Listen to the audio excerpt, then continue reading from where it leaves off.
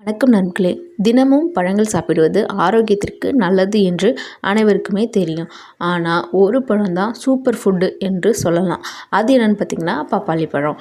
இந்த பழம் செரிமானத்துக்கு நல்லதா, எடை குறைக்க உதவுமா, சருமத்தை பிரகாசமாக வச்சுக்குமா அப்படின்றத பற்றி தான் இந்த வீடியோவில் பார்க்க போகிறோம்.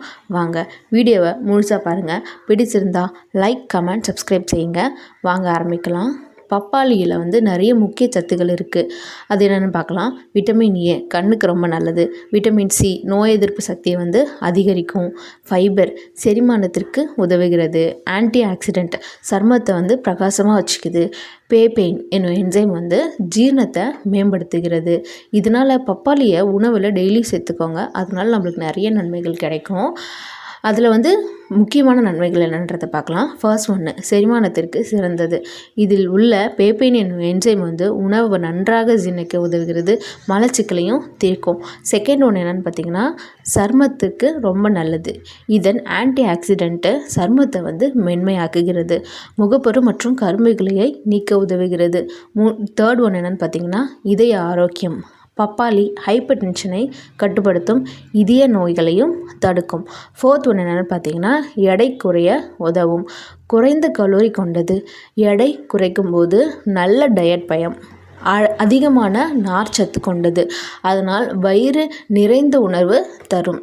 ஃபிஃப்த் ஒன்று என்னென்னு பார்த்தீங்கன்னா, ரத்த சுத்திகரிப்பு மற்றும் நோய் எதிர்ப்பு சக்தி.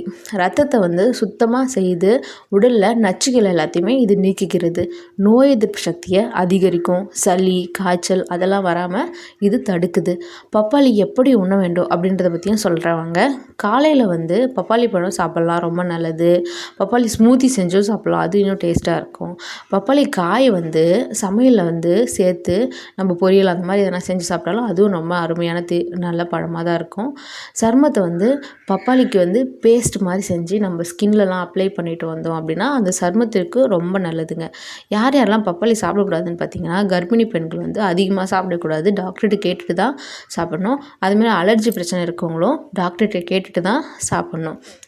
பப்பாளி பழத்தில் இந்த அளவு நன்மைகள் இருக்கிறது. நீங்கள் எப்பொழுதெல்லாம் பப்பாளி சாப்பிடுவீங்கன்றதை கமெண்ட் பண்ணுங்கள். உங்கள் அன்புகளை கமெண்ட் பண்ணுங்கள். இந்த வீடியோ பிடிச்சிருந்துச்சுன்னா லைக், ஷேர் பண்ணுங்கள், சப்ஸ்கிரைப் பண்ணுங்கள். நன்றி. மீண்டும் சந்திப்போம்.